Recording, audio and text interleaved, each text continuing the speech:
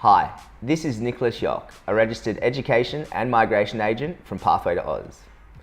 Today, I'm going to talk to you about bridging visas, specifically bridging visas for those who have applied for a student visa from onshore. So once you have applied for a student visa from onshore and you hold a valid substantive visa, you will automatically be granted a bridging visa. There is not a separate application for a bridging visa, and there's no sort of separate visa application charge or anything like that. The bridging visa simply allows you to remain in Australia whilst immigration makes a decision on your application. When would I move on to the bridging visa? You will only move on to the bridging visa once your current visitor, working holiday, or whatever visa expires. For example, if you hold a working holiday visa which hasn't expired, you will remain on that working holiday visa until it expires.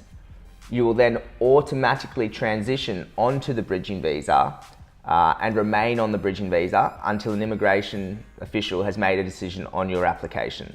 So you don't need to do anything to move on to the bridging visa, you just automatically transition onto it when your current visa expires. What will my work rights be on a bridging visa? Now, this is a very common question that we get asked. Generally speaking, your work rights will be the same on your bridging visa as your previous visa. Let's say, for example, that you were on a working holiday visa and then you then apply for a student visa. When you move on to the bridging visa, your work rights will be the same as your previous working holiday visa. So you'd have unlimited work rights. However, if you're on a visitor visa and you apply for a student visa, when you're on that bridging visa, because the visitor visa doesn't have any work rights, on the new bridging visa, you wouldn't have any work rights until the student visa is granted and your course is started. Once your student visa has been granted, you will automatically have the work rights of your student visa. For example, applicants who study English, a vocational course such as a trade or a bachelor program will generally be able to work 40 hours per fortnight and unlimited in your school holidays.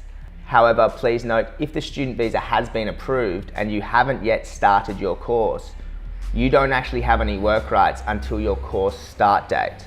Therefore, if a student visa is approved, a month before your course start date, you don't have any work rights until the actual course starts. How long does a bridging visa go for? So there is no specific length for a bridging visa. The bridging visa will simply go for as long as it takes for immigration to make a decision on your application. Once the new visa is granted, you will automatically transition onto the new student visa and your bridging visa will finish. In our estimates for applicants from low-risk countries such as much of Europe, North America, etc., it'll generally take about 1 day, so almost automatically up to 6 weeks for a student visa to be granted. For medium-risk countries, it could take anywhere from 4 to 8 weeks.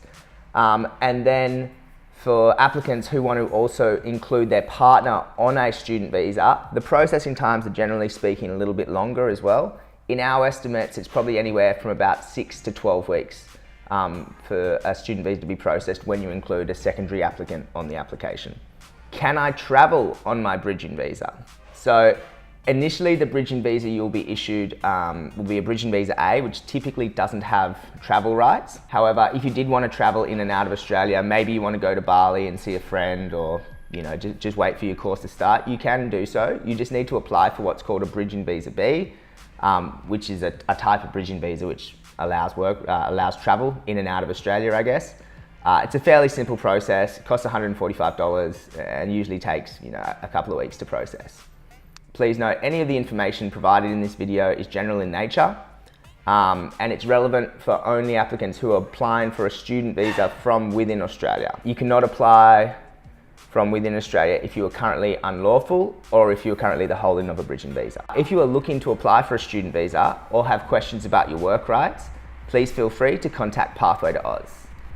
Generally speaking, Pathway to Oz does not charge any of our students who we enrol in a course for assistance in drafting and lodging their student visa application. Thank you.